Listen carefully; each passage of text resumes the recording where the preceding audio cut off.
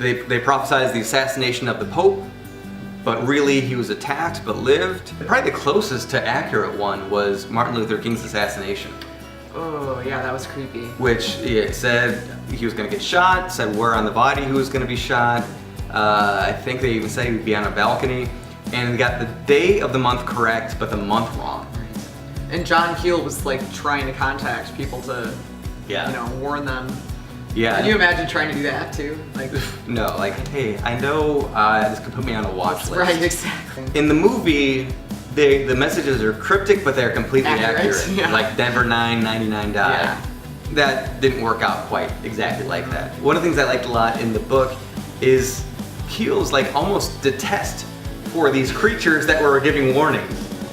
He calls them like sad bastards and stuff like that. And he seems to understand that these creatures, these visitors that are making contact, they are lost in time. Time seems to be a very important thing to these creatures that are talking with them, and they don't quite yet know how it works themselves. Which, that is really a fascinating conundrum. It is. It makes me think of, if we were to find a way to go to a planet somewhere light years away. Mm-hmm. And then we show up and it's so different and foreign and we're like, ooh, this is really cool, but yet I have no idea how to fit in here. But yeah, I think John Keel, he seems so frustrated by the end of the book, like by all the high phone bills because they keep calling. That is long distance. It was almost a whole chapter of the book. Yeah. If not a couple, which I thought was so fun and funny. I almost let nod to the audience in the very opening credits when Richard Gere is still in Washington and he's kind of leaving his office.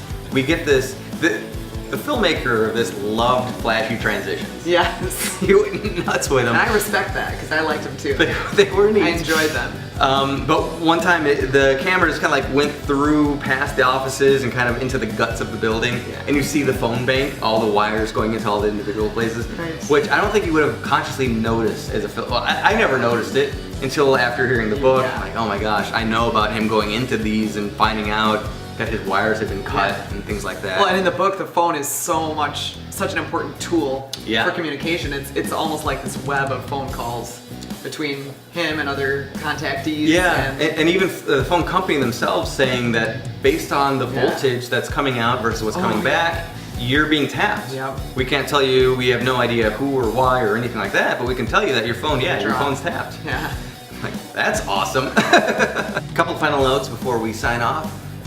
One of my favorite parts of the movie that I so wanted to be true in the book, where John's character somehow kind of time travels across a good chunk of the country in a span of like an hour and a half. Yeah. Where he thinks he's just gone a couple hundred miles, but really he's gone several hundred miles and he's all the way over by the West Virginia-Ohio border. That is, well, one, it's not true at all. Like, Keel never talked about anything like that. No. But two, I almost wonder if that is a little hint to UFO stuff. Oh, bringing in the time travel, the time confusion. Yeah, the missing time.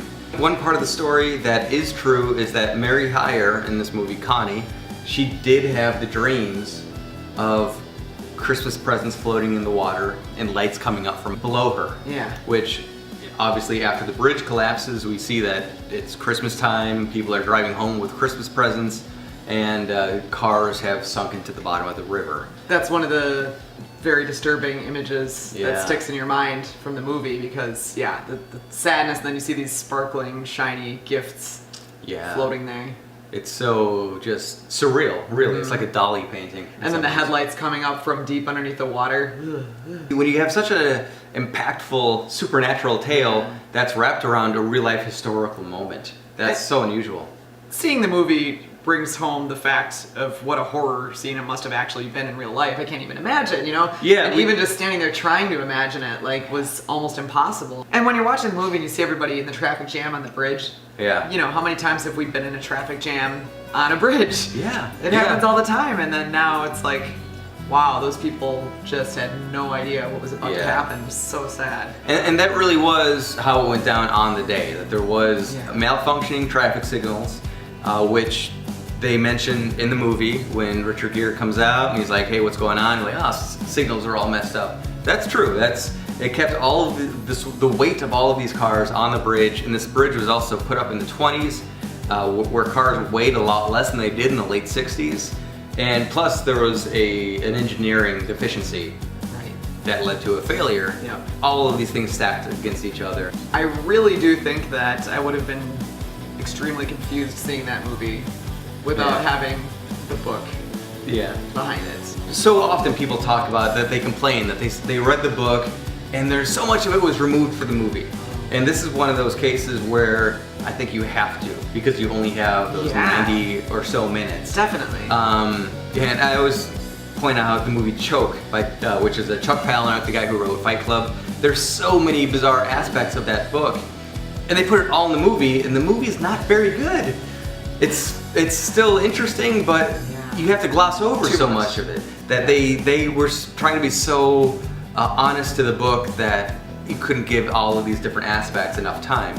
And I think that's what they ultimately had to do here. Something that was not touched on at all in the movie, and only briefly in the book, but something that I think is fascinating, that we both think is fascinating, is what has gone on in Point Pleasant prior. Just a history of darkness and tragedy of this area. So much. Going into Native American massacres, and you know, one of the great, very noble Native Americans of this area was Chief Cornstalk, and we visited his grave, which is an unmarked lot where a municipal building now stands. When you start to look at paranormal activity and you do the historical research, so seems relevant. Yeah, I haven't even thought of this until just now, but literally 6th Street was the street that went over the river. Right.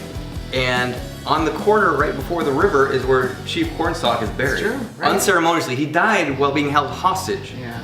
So... Well, and there was reference to him placing a curse, which there were connections drawn to. Yeah.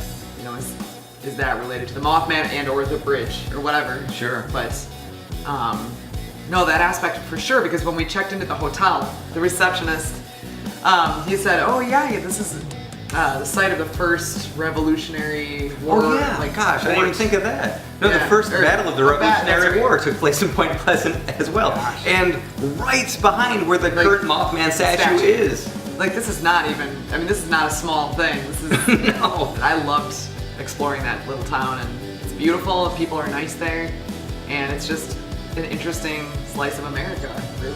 Yeah, yeah. And perhaps don't go during hunting season like we did.